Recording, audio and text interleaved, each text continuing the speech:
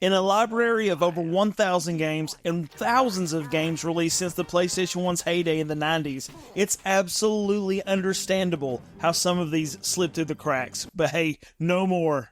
Tumba. Pink hair, don't care, baby. Tumba is an adventure platforming game, I would have called it, but it's been called open world Metroidvania as well. Even action RPG to some extent. This game is full of bright, colorful worlds and charm. My goodness. This game could steal your grandmother with this charm. You adventure through 2.5D lands solving puzzles, questing, and fighting to stop the evil swine people that are ruining everything. In this game you do a lot of jumping. You jump on this butt plant thing here. You jump on some pigs and give them a little, nibble nibble. I'll make love to you. You swing a chain. And it's intuitive and it's fun. The cutscenes are charming and the overall aesthetic is just, chef's kiss. This game has a sort of quest system where you accomplish certain things along the way, almost Zelda-like, but the game spells it out for you. This is sort of like side quests, I suppose. In total, there are 130 of these quests and they are so addictive to complete. You could use a guide, and you may have to for some of them, but the titles of these quests and the exploration aspect of this world is just so addictive and fun that you may find yourself saying, screw the guide, and just wander around the world of Tumba. The story in the game isn't going to blow your socks off, but it's certainly enough to motivate you to fight some evil pigs and restore honor to your grandfather's grave. This game was pretty positively regarded when it was out, but it wasn't a commercial blockbuster like they were hoping. It got a sequel, but the sequel proved to be even more of a commercial disappointment. And this closed the doors on Whoopee Camp, the studio that created it. There's a reason it's expensive, that's for sure, but there's definitely no reason for its having been forgotten. There are not many games out there like this that comes to mind, so if you know of one, drop a comment. It's truly a unique experience. Hey, that's something everyone can enjoy. Tinu, Stealth Assassins. Tinu Stealth Assassins is the Assassin's Creed of its day. In a very, very good way, though. It's a stealth action game that has some tank controls like Resident Evil, which is a little weird, but it's super simple enough to be really, really enjoyable. The game sets you with a little story after each stage that's fully voiced, which is super cool, but the voice acting in the game, the actual stages, is brutally bad. It's safe inside my belly. You're not going to get it. Chili, baby, But in a good way. Each stage gives you a mission to fulfill, sort of like in Super Mario 64, like punish this merchant or whatever, and then it lets you choose to explore the area and figure out how to do that. In this way, they're sort of like bite-sized missions, stage by stage with a clear objective. The game is definitely focused on stealth, as getting seen will make the game much more dangerous for you, just like in Metal Gear. And there's a warning bar where you can see how close you are to being detected. It's fun enough to just jump in and start killing people, but that will make your score pretty crummy. Everything's made up, and the points don't matter. You have the option to replay each stage afterwards, or progressing through the story, though the story seems like a bunch of strung together missions with brief interludes and a calming narrative, one might say. Like riding a bicycle, perfecting this dance requires grace, steadiness, and tight shorts. The game was, in my humble opinion, the best ninja game of its day, and playing a bit of it again to refresh my memory put me in a place where it was so hard to put the controller down. It's a little janky, sure, but it's definitely fun.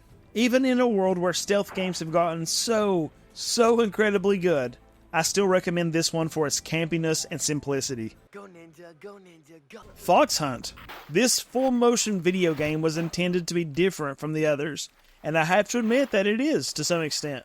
The game follows a dude who is obsessed with television shows, who gets recruited by CIA agents to stop a former Soviet TV producer from nuking the city of Los Angeles.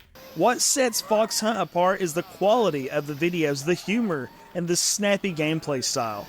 The game loads choices really quickly, and I'm not sure what witchcraft these folks were using to make this magic happen, but it's mighty impressive when compared to other FMV games. The absolute absurdity of Fox Hunt is what makes it worth playing. One minute you're animatedly crying over your ex-girlfriend, and the next you're fighting off former classmates turned superheroes that, climb through your window to kill you, assassinate you, whatever. The humor is just wild. There was this particular part where some fella at the bus stop asks if you have money.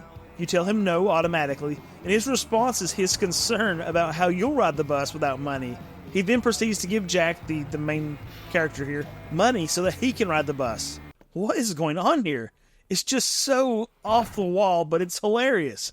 And this has just no bearing on the story whatsoever. It's just quirky and weird. The actor playing Jack, and really about any other character in the game, is well portrayed.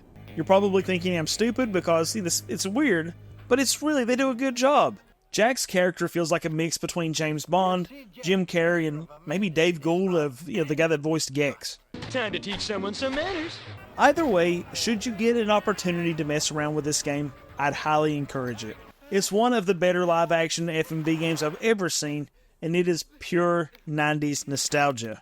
You might have noticed that there are no RPGs on this list. Well, that's because I have a whole other video about overlooked PS1 RPGs. If you're looking for those, check out that video and consider subscribing for more content like this. City of Lost Children. No lie, this game is creepy. And it starts off creepy as some dude warns a kid about kidnappings and then immediately tells the kid to run and hide when a creepy old dude tries to get him. The kid runs around the corner where he thinks it's safe, and some folks snag the child and put him in the back of a truck. Then our adventure starts. That is dark. That is dark. First things first, I love that dress. Fabulous. It really sets our main character apart from the background, and I can appreciate that. The rest of the game, though, is fairly muddy, gritty, dark. It makes sense, and it's real looking with static backgrounds and with 3D characters over the top. That's kind of the layout you get with this game. But making our main character stand out with that bright red dress, very smart. This game is super slow, but it is crazy cinematic. And that makes sense as it's actually based on a movie. Finding items in this game is a lot harder than finding the character on the screen. The items to progress can be a chore to find, and they're not immediately visible either. And that's quite laborsome, really. I would highly recommend using a guide to check this game out.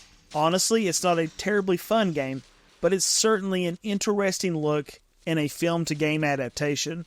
Again, I think the graphics are impressive for the time, along with the way the game develops tension and suspense by the settings, music, dialogue, graphics. It's just such an intense game that's really not as intense as you'd think it would be.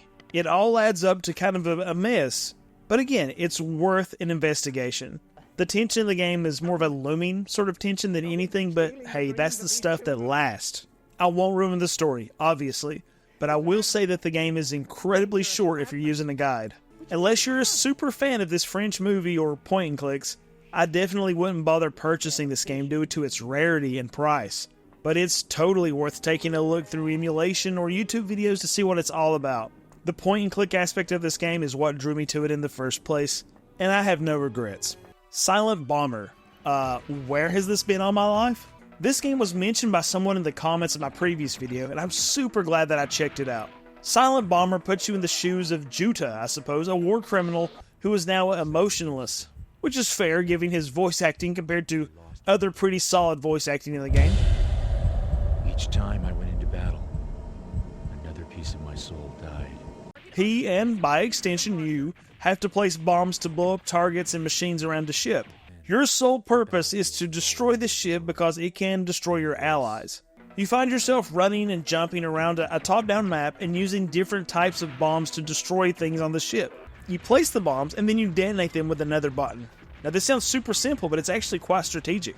You can target things, you can target enemies and stuff, and attach the bombs to them as well. And placing 2 bombs in the same spot increases the effectiveness of the explosion. The controls are tight, and as weird as it sounds, this game is solid fun. I actually had trouble putting it down once I got started.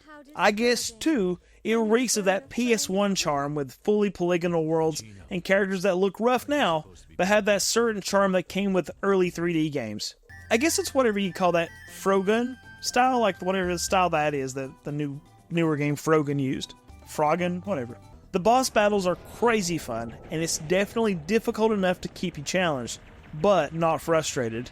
And really, the boss battles are the bread and butter. They are so fun. The in-game cutscenes in this game look nice as well. It's really impressive. There's not really a lot not to love about this game. So to those who recommended I check this game out, hey, my hat is off to you. Regardless of whatever genre is your shtick, give Silent Bomber a go. And go check out another video. I'd certainly appreciate it. Thanks for watching.